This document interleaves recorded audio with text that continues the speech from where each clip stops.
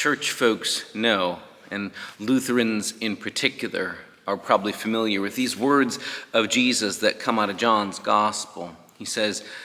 "If you listen to my word, you'll know the truth, and the truth will set you free." We hear those words every year on Reformation Sunday, those reminders about the power of truth, and in particular the truth that is connected to Jesus, that is Jesus, that sets us free. And also hanging in the air is the unspoken reality of how not speaking the truth can hold us and one another captive.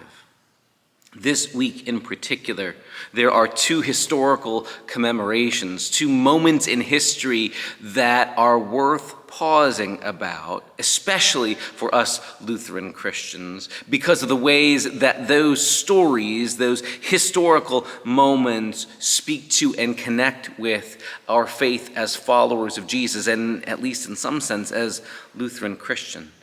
The first that commemorates an event 9 years ago is an especially difficult and painful one for especially us Lutheran Christians to own. In 2015, on June 17th, a young adult, a white man, went into a Bible study at Mother Emanuel Baptist Church, an Emanuel church in Charleston, South Carolina. And after being welcomed in, sitting through Bible study at the end of the gathering, got up and proceeded to shoot and kill 9 people, including leaders in that congregation, some of whom had actually done some of their religious studies at one of our seminaries, one of our Lutheran seminaries at Southern Seminary in South Carolina. A later manifesto of his and later writings and testimony of his makes it clear that he was convinced that this action of mass murder was motivated on his part because he was trying to stoke a race war, because of racism that he had grown up with, and because he was convinced that he needed to resort to violence to try and provoke some sort of further conflict and to exploit racial fissures in this country. And the thing that is so painful, so difficult, but necessary for me as a pastor to reflect on that storytelling is that that young man, the shooter, was a member of an ELCA Lutheran congregation. And what gets me about that, what makes me unable to let myself forget that story, is that it tells me that all along in his life of faith, however frequently he was sitting in a pew or listening to sermons or in Sunday school, he may have heard plenty of Bible stories. He may have heard plenty of other people telling him the stories of Jesus, the words of the Bible, and yet, whatever other words were a part of that, nothing registered with him that told him followers of Jesus don't launch mass shootings. Followers of Jesus are not supposed to go killing people, that racism is not compatible with Christianity, and that trying to provoke racial violence is not compatible with following Jesus. Whether or not anybody ever said that to him, whether anybody else thought it even needed to be said, maybe people in his life said, "Oh, of course, we Christians, we know we're not supposed to provoke mass violence. We Christians know that." Well, except that even if it was said, it didn't stick for him. And here I am, a faith leader in a congregation,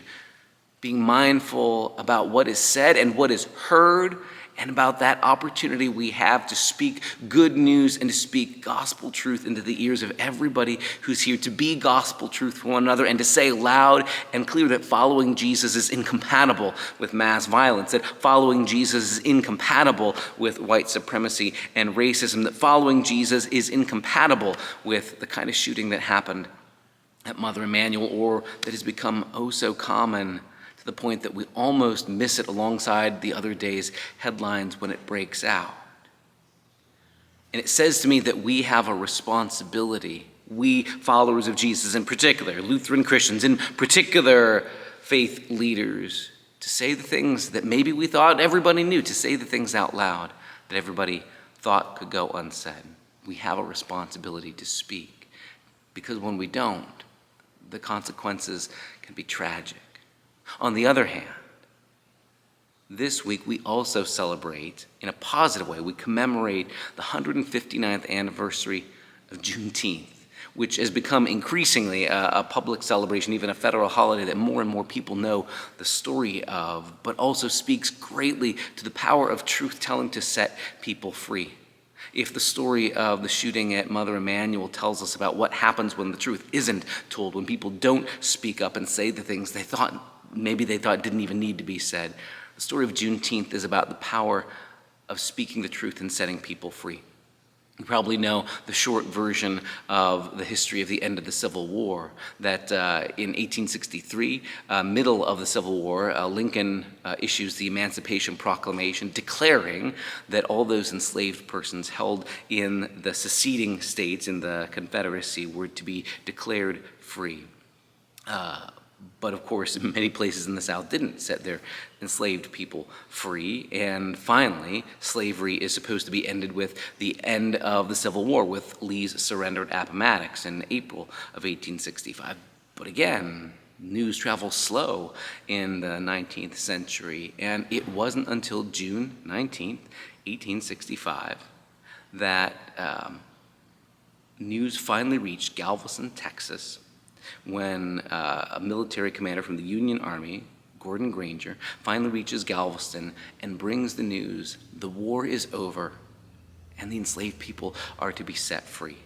The war had already been won. The victory had already been accomplished, but it takes another 2 months for the news finally to reach the last people, at least the last people in Texas, in Galveston, that the war was over, that the fighting was done, and that people were set free. From there, then people could begin to be set free. It's a reminder that even if somebody's fought a battle somewhere else, if the news hasn't reached you, you're still going to live as though you were stuck in enslavement,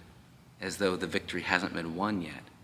In so many ways, that's what the Christian story is too. We tell the story of Jesus' victory over the powers of sin and death and hatred and evil at the cross and the resurrection. But if people don't know that story, if that's something that hasn't registered for anybody, it doesn't make a difference when we speak good news to people, when we tell people about the life-changing possibilities that Jesus brings us. It's like a whole new moment of freedom. It's like the victory's already been won, but now here's news that sets you free. It's a reminder, too, of that powerful insight of Fannie Lou Hamer of the Civil Rights era, that nobody's free until everybody's free. And that our work as followers of Jesus isn't just to take care of me and my spiritual needs and make sure that I'm okay with God, but that our calling is about setting everybody free, to tell everybody about what God has done in Jesus, to tell everybody that our calling in Jesus changes the way we view people and prevents us, stops us from attacking others with violence or being comfortable with bigotry or racism. It's because of our faith in Jesus that we're led to make those different choices in the world, and that nobody's really free until everybody's free, that God's vision is of a world where all people are set free. These are difficult stories to remember and to retell, and unlike other historical commemorations that maybe only feel happy and positive, these two stories are difficult. It's difficult to remember the uncomfortableness of slavery that led to the American Civil War. It's difficult to remember the violence of the shooting at Mother Emanuel. And yet we need to do that storytelling, because the consequences of not speaking up, the consequences of not saying what's evil and saying no to hatred and violence and racism can be terrible. And yet on the flip side, the possibilities that happen when we do speak the truth, they set all of us free. This week, we invite you to commemorate and to remember with us and to continue to pray that God would make of us people who are capable of truth-telling, who are capable of reconciliation, who are capable of owning our own failures and of seeking to move forward in new possibilities so that everybody can be set free.